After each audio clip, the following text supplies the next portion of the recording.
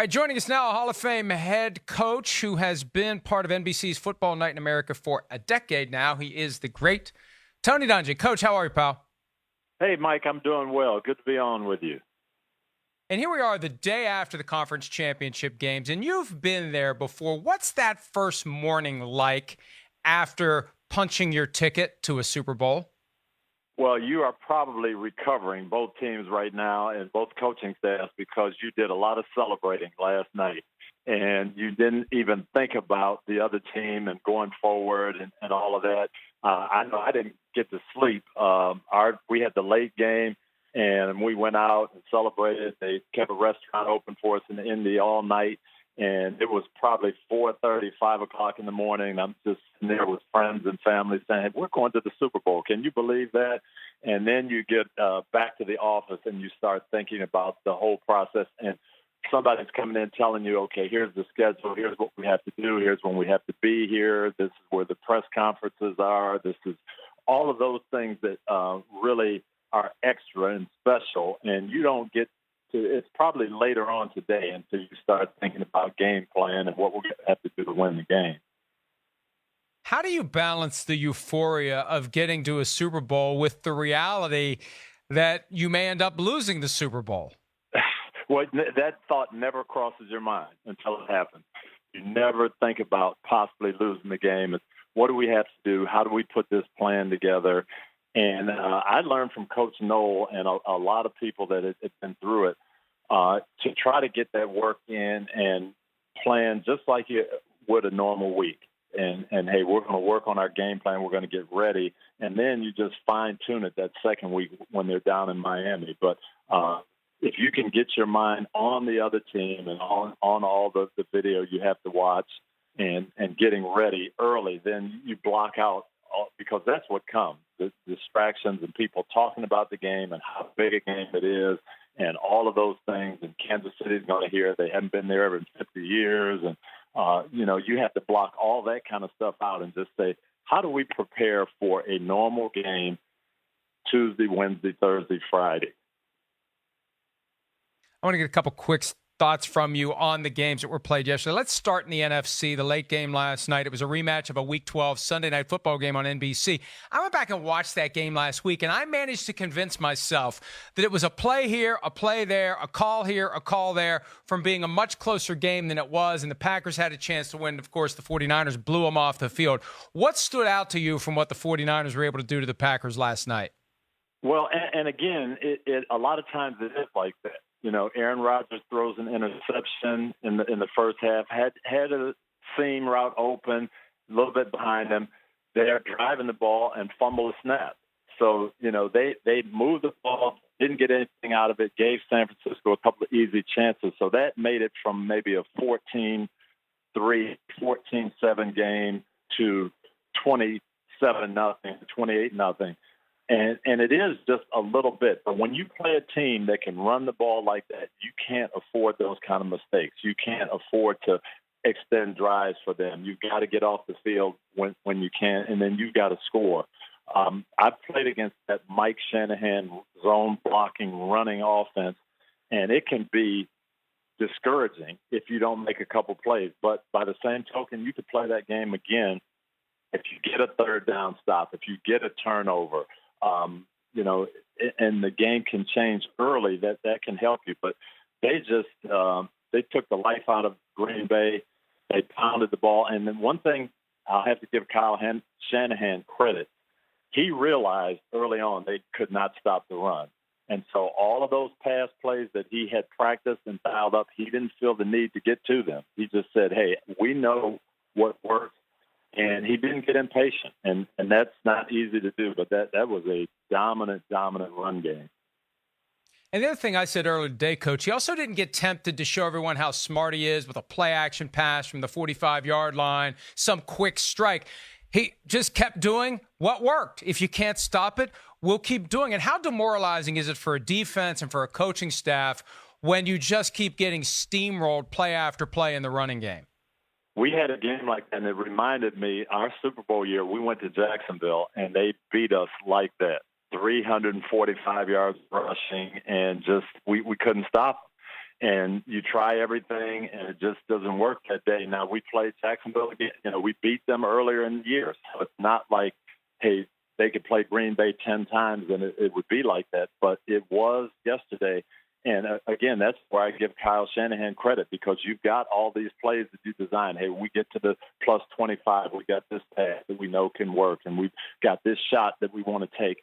And he refrained from dialing up any of those. He just kept running that ball, and he said, if we get to 2nd and 3, we're going to run it again. If we get to 3rd and 4, we're going to run it. They scored on a 3rd and 7 running play, I think it was. So that is a sign of very smart coaching, when you don't have to pull everything out that you've worked on, and you do stay with what works and what they have problems with. It's fitting that the Super Bowl is in Miami, because the 49ers offense allows Jimmy Garoppolo to be like Bob Greasy, who threw 11 passes in one Super Bowl win and 7 in the win over the Vikings. And then you got the other guy in Patrick Mahomes, who is Dan Marino, the other Dolphins Hall of Fame quarterback, who's throwing the ball all over the place and looks great. What stood out to you from the early game yesterday, Chiefs taking down the Titans 35-24?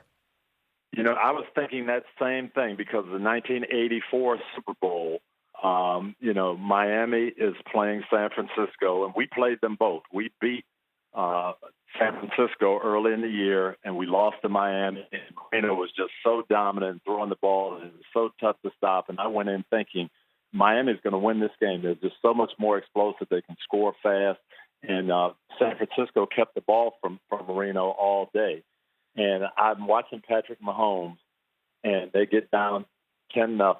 And just no panic. And then those quick strikes. And you think, boy, they can do that all the time. And they did it these last 2 weeks. But this San Francisco defense is a little bit different, a little stronger. They've got better pass rushers. They've got better coverage guys. So it's going to be a challenge. But I love Mahomes. I love the way he plays.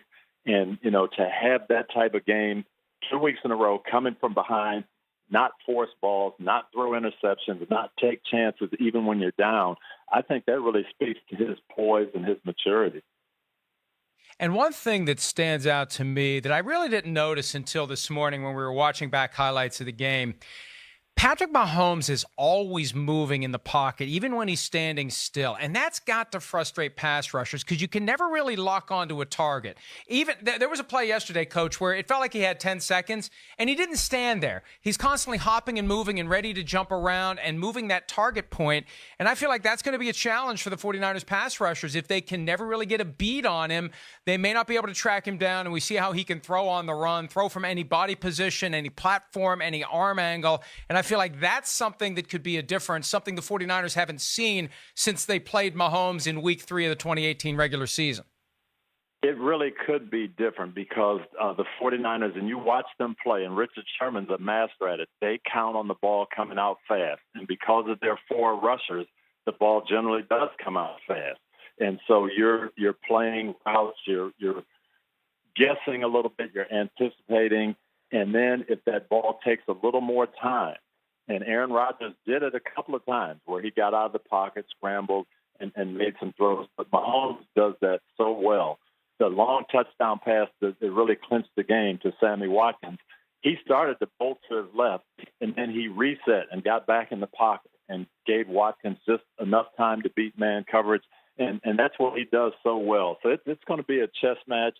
It's going to be strength against strength. Those San Francisco pass rushers, this is going to be a challenge that they haven't faced all that much. But at the same token, it's going to be a challenge for Mahomes, because this group can get after the passer. And when that chess match plays out, Coach, as the Chiefs have the football, it'll be at some level between offensive coordinator Eric Bieniemy of the Chiefs, defensive coordinator Robert Saleh of the 49ers, a pair of minority candidates who had interviews this year in the coaching cycle. Neither got offers. Neither could have been hired until after their season's end, but nobody decided to wait for them like we've seen coaches get waited for in the past as their teams get to the Super Bowl. And that leads me to the main reason I want to talk to you today. You wrote an excellent column that appeared over the weekend on PFT about the importance of evolving the Rooney Rule. And I want to start where the Rooney Rule started a generation ago. Your understanding, Coach, of what it was intended to do when the owners put in place a mechanism requiring every team to interview at least one minority candidate for every head coaching vacancy. Yeah, and what happened, and it was a similar situation to what we have now. We had a couple of years, the minority hiring seemed to slow down. There were a couple of guys who seemed to be good candidates, but because of playoffs or whatever, it just didn't seem to be working. And the NFL got together and had a committee. And what can we do? And people shouldn't look at that as a negative. The purpose of the committee was, what can we do to help? What can we do to help owners be able to see the field a little clearer, see maybe people that they wouldn't be focused on? And Dan Rooney was a big part of that. And Dan Rooney has been instrumental in a lot of things, from labor negotiations to scheduling to doing different things to helping out. And he, suggested that. And he suggested it as a way to help the process and get people to slow down the process and look other places, look under the rocks a little bit and investigate. And that's all it was designed to do. And people kind of look at it now as, well, it's a quota and making people interview certain people. And that, I don't think that was ever Dan's thought. His thought was, well, if you know what you're looking for, if you have a blueprint and you can get more people into consideration, you can look at more people, you're going to end up making a better decision. Whether that's hiring a minority coach or not, you're going to get the best person for you. And that's what it's all about. And as I said in that column, that's exactly how he found Mike Tomlin. And I remember it because we were preparing for the Super Bowl, and Dan called me, and he said, you know what, I've got some really good people on my staff. Bill Cowher had just retired, and he had Dick LeBeau and Russ Grimm and Ken Wisenhunt. So he had some quality candidates. But he said, his formula was always looking for younger defensive coaches, good communicators, and he had interviewed this guy by the name of Mike Tomlin. Someone had recommended him to him, and he came away really impressed. Mike was 33 at the time, had only been a defensive coordinator for 1 year in Minnesota. But they struck it off. Dan talked to him a couple times, did a couple of re-interviews, and ended up saying, this is the guy for us. But it was slowing down the process. It was looking outside of his normal situation of who he would look at and trying to investigate the whole landscape. And it ended up being good for him and good for the Steelers and good for the league. So that's what the gist of it was. And I don't think now people look at it that way. People are looking at it as it's something I have to do, so I'm going to get it over as quick as I can. And, Coach, you threw out some of the buzzwords that we hear from people who criticize the rule or opponents of it, from quotas to mandatory interviews and the suggestion that you must hire a minority coach. I just think that hiding in plain sight is this disparity, regardless of the industry. When the workers are 70% plus African-American and the managers are a ridiculously small percentage, and they are managing a workforce that a lot of them were once in, something's not right here. There's something wrong. And I don't know that we can boil down to what the root cause of it is. But the bottom line is, I feel like, and we've had this discussion before, owners decide who they're going to hire before they even start the interview process. And the Rooney Rule is aimed at, as you said, getting owners to tap the brakes, take a broader view, expand their horizons, consider other opportunities and other candidates before making that decision, instead of making the decision before you just go through a perfunctory interview process. Right. And that is, I think, the biggest thing that could help the whole process. I know I've talked to owners. I've had people, ask me about certain candidates, and if I had guys I could recommend. And my first question is always, well, what are you looking for? And oftentimes the owner doesn't know. Just tell me who's good, who's smart out there. Well, what do you want? Do you want an offensive coach? Do you want a defensive coach? Do you want somebody just to coach the quarterbacks, just to call the plays? Do you want a leader? Do you want a younger guy? Do you want an older guy? Do you want someone who's been a head coach before? Those are all things that need to be thought through. And then once you decide, then you can look at the landscape and say, that's what I want. You mentioned Eric Bieniemy and Robert Saleh. Everybody's looking for that person to speak into the quarterback and call the plays. But these two guys are exceptional leaders. You can tell that from the way their teams play. And, not every successful head coach is a guy who groomed the quarterbacks. I think Bill Belichick has won a lot of Super Bowls. He didn't come up as a quarterback coach. Pete Carroll has been in Super Bowls, done a tremendous job, and they've got productive offenses. But we've got to get, I think, past the notion that only certain characteristics, or we've got to just coach the quarterback. And to me, that's the biggest thing. Slow down the process, find out who the leaders are, and a good leader is going to take you a long way. The title of your column is It's Time to Evolve the Rooney Rule. What specifically do you think the NFL should do at this point to evolve it? There's been suggestions about finding ways to enhance the pipeline, specifically on the offensive side of the ball, quarterbacks, coaches, offensive coordinators. What would you recommend at this point that the league adopt for all 32 teams who are filling these key vacancies? I think there's got to be some emphasis in the league office on creating I don't know what you'd call it, rosters, lists of guys for the owners before they get into the process. Right now, some people use search firms, they use headhunters, there's internet searches, there's all kinds of things, analytics, and so it's not necessarily the interview process. And I said it, my last job, I didn't have an interview with Jim Irsay. Jim Irsay knew about me. We talked about things on the phone. I think you're right. He had his mind made up that I was a guy he wanted before an interview process even started. So I think the idea of the Rooney Rule, the spirit of what Dan said was good, but I don't think it happens that way now. Very few times does an owner say, hey, I'm going to do 6 interviews and then I'm going to decide between these 6 guys. So somehow you've got to get information to them, and they've got to get to know some of these guys before the interview process. Doug Peterson's a great example. Doug Peterson, I did a story for NBC when we had them in the Super Bowl.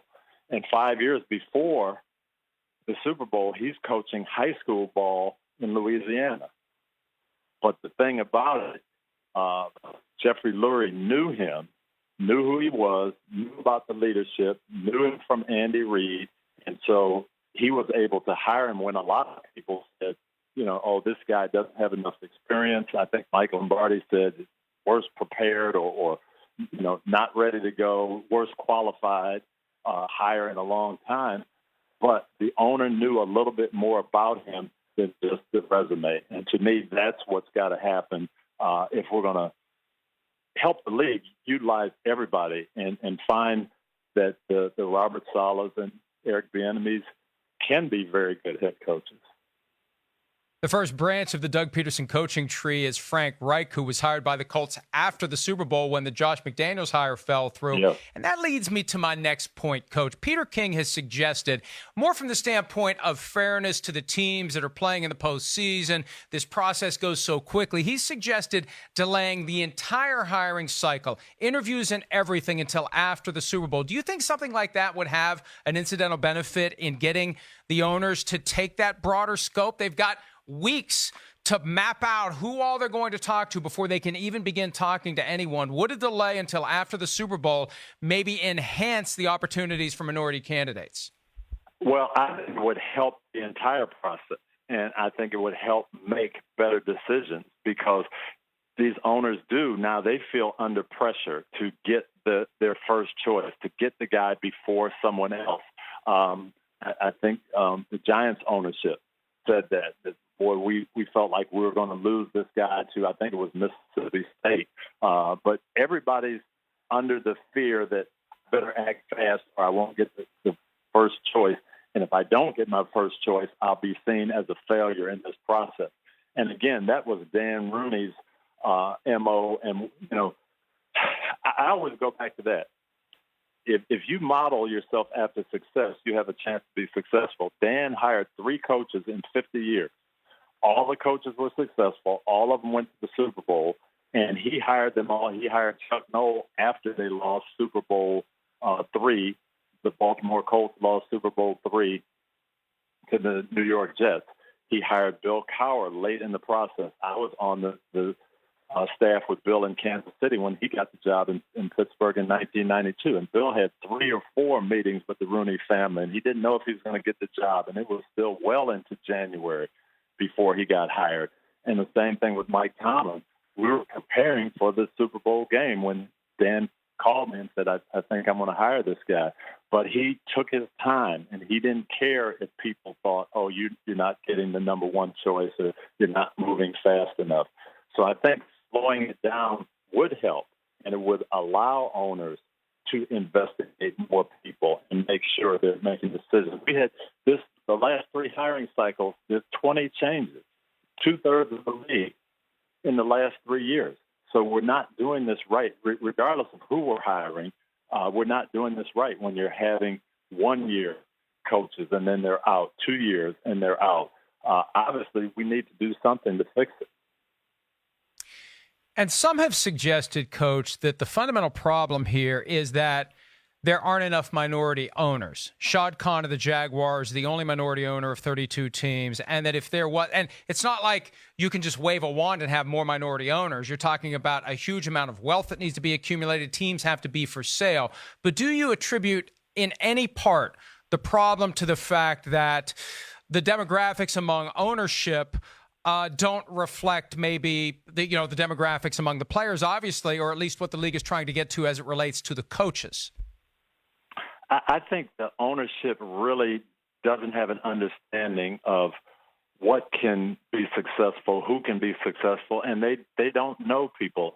Again, I come back to that. I've talked to some owners who I know have a good heart. They want to do the right thing. They want to be successful. They want to win, and they don't have an idea of who to hire. They don't have an idea of who's good, and they take their cues from what they read in the media, what they see on the internet, and it's just, I think it's more information than anything else. And somehow, if we can help that process, there was a time when there were no minority players, and everybody thought the league was in good shape in 1946, and nobody was concerned. And then Paul Brown said, you know what, we can make this league better. I had better players on my Massillon High School team that had African-American players. I had better players at Ohio State when I had minority players. So if I want to win, I can do this a little bit better. And he brought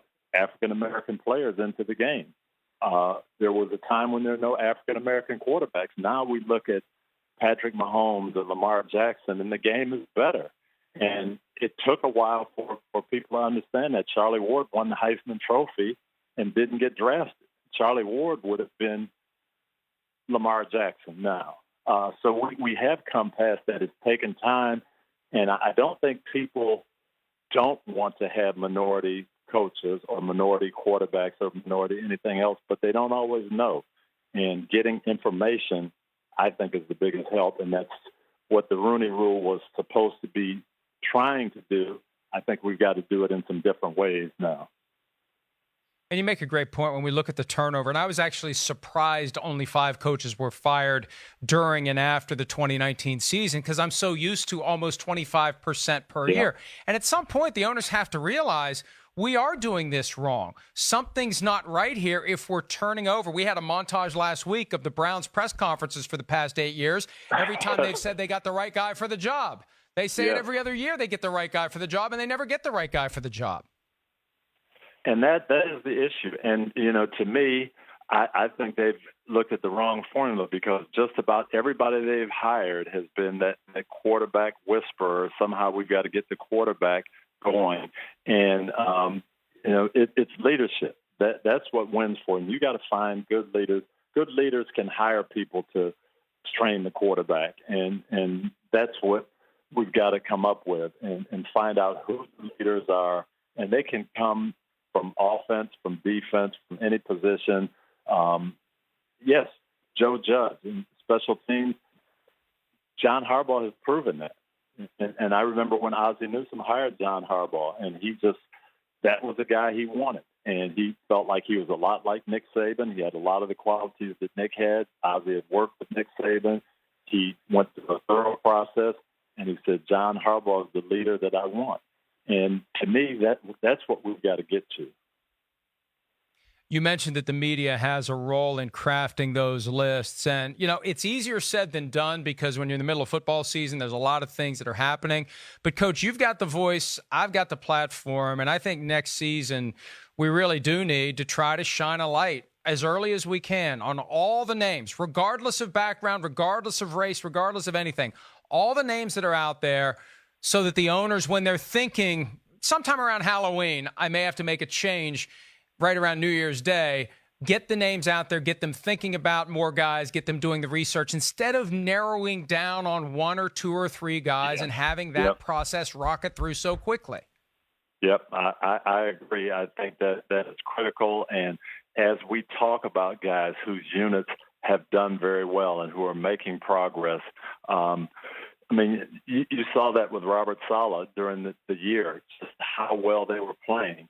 And just how excited this group was and how much energy they were playing with. And I know I thought, and something is going on there. And, they've got young talent, and it's great. But somebody is molding that group. And we do. We need to talk about that more. No question about it. Well, that'll be on the list of things to do when the 2020 season gets here, and it will be here before we know it. But before that, Super Bowl 54. Coach, great insights as always. Appreciate the time, and we'll see you in Miami. Enjoy the next couple of weeks, and let's get ready for a great Super Bowl. Looking forward to it, Mike. I'll see you down there, and I know we're going to hook up on a couple of things. I'm really looking forward to it. Same here, Coach. Thanks, pal. Safe travels. All right.